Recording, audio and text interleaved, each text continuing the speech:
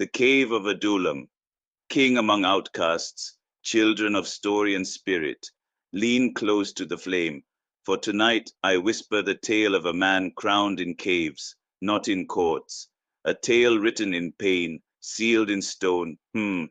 When Saul chased David, he thought the boy had lost everything, but he did not know. The Lord is near to the brokenhearted and saves those who are crushed in spirit. Psalm 34:18. David fled not to safety, but to purpose, not to retreat, but to be remade.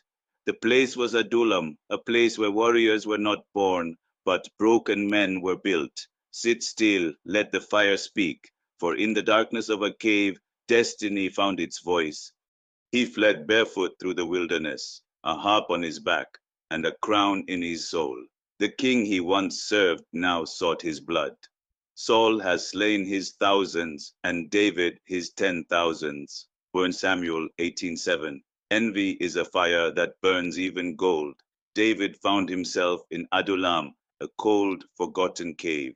No throne, no army, only fear, grief, and prophecy. Yet the oil Samuel poured still rested on his brow. The promise still echoed, "You shall shepherd my people Israel." 2 Samuel 5:2. In that hollow place David knelt, and while he wept, heaven watched. Iyansi whispers, "The hunted may be hiding, but not forgotten, for the anointed are never truly alone." And then they came, not soldiers, not scribes, but the wounded, the angry, the castaways. Everyone who was in distress, and everyone who was in debt, and everyone who was discontented gathered to him. 1 Samuel 22:2. 400 men, men whom the world called useless. But David looked at them and saw warriors. In the cave he taught them to weep with dignity and fight with purpose. He sang the Psalms, and they listened. And as heaven whispered into David's spirit, he became captain, he became king, long before the crown touched his head. Iyansi chuckles. Greatness attracts not the mighty, but the hungry, for even broken stones build temples. In the dark, David stood like light, no palace, no robe, no trumpet, but the authority of heaven wrapped around him like a cloak.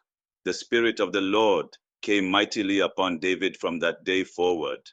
1 Samuel 16:13. While Saul still ruled with fear, David ruled with favor. Adullam became more than a hiding place. It became a holy ground, for those who knelt with David in the cave rose as men of valor, and the world did not yet know. The true king was no longer in the palace. He was in the cave.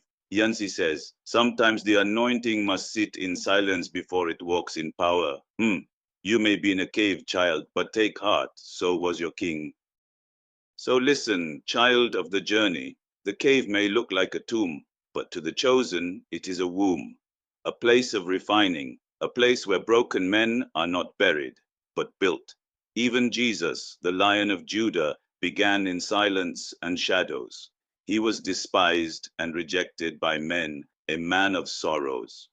Isaiah 53:3. If life has led you into the cave, do not curse it.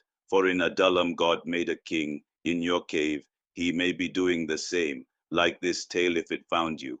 Comment what your cave has taught you. And subscribe, for the fire shall speak again. I am Iyansi. I remember the stories the world forgets.